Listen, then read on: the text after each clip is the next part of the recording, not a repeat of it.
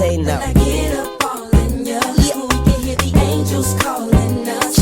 We can see the sunrise before us. And when I'm in that thing, I make that body say. Assalamualaikum warahmatullahi wabarakatuh. Perkenalkan, nama saya Muhammad Tarafa Rahman. Saya dari kelas B, angkatan 2024 dengan NIM 2405016050. Saya dari Prodi Pendidikan Biologi Fakultas Ilmu Keguruan dan Ilmu Pendidikan Universitas Mula Warman.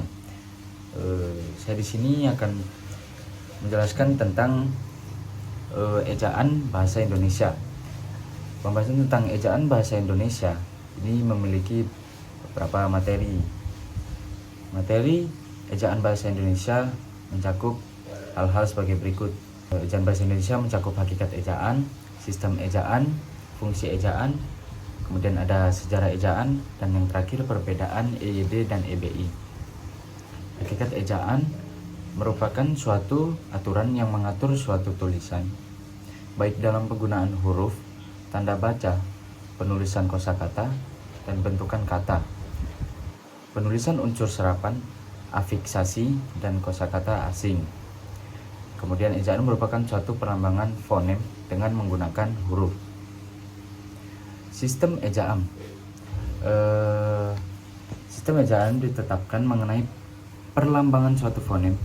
Lambang tersebut disebut dengan huruf. Selain itu, ejaan juga mengenai ketetapan mengenai morfologi seperti kata dasar, kata ulang, kata majemuk, kata berimbuhan, dan partikel-partikel, dan aturan mengenai cara menuliskan kalimat dan bagian kalimat menggunakan tanda baca seperti titik, koma, titik dua, tanda kutip, tanda tanya, tanda seru, dan lain-lain.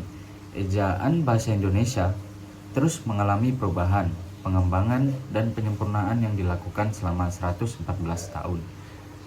Terhitung sejak tahun 1901 hingga tahun 2015.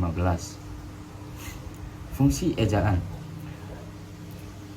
Fungsi ejaan sebagai landasan pembakuan tata bahasa, kosakata, dan peristilahan, serta alat penyaring masuknya unsur-unsur bahasa lain ke dalam bahasa Indonesia. Selain itu, menyatakan bahwa pelestarian bahasa Indonesia perlu dilakukan agar kedudukan bahasa Indonesia sebagai identitas bangsa Indonesia semakin berkembang. Ejaan bahasa Indonesia memiliki sejarah. Sejarahnya ini diawali dengan ditetapkannya ejaan Van Ophuijsen pada 1901. Ejaan ini menggunakan huruf Latin dan sistem ejaan bahasa Belanda yang diciptakan oleh Charles A. Van Ophuijsen. Ejaan Van Ophuijsen berlaku sampai dengan tahun 1947. Ejaan Republik berlaku sejak tanggal 17 Maret 1947. Kemudian saya akan menjelaskan tentang perbedaan EYD dan EBI. EYD adalah tata bahasa Indonesia yang ada sejak 1972 hingga tahun 2015. Sedangkan EBI adalah aturan tata bahasa yang berlaku sejak 2015 sampai dengan sekarang. Saya menjelaskan beberapa aturan dalam EYD dan EBI. Berikut adalah aturannya.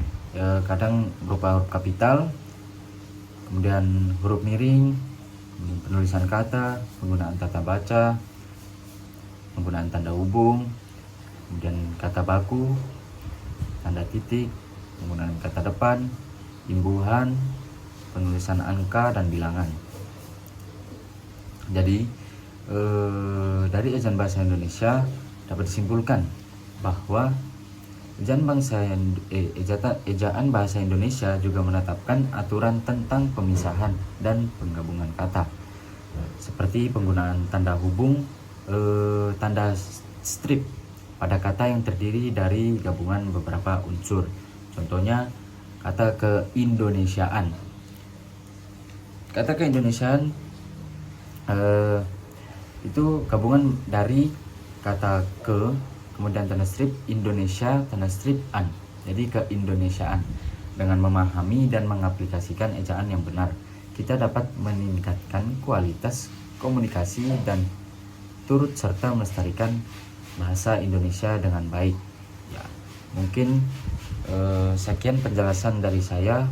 Untuk kurangnya saya mohon maaf, dan jika ada salah kata atau salah sikap dari saya juga mohon maaf. Kurang lebihnya, Assalamualaikum warahmatullahi wabarakatuh.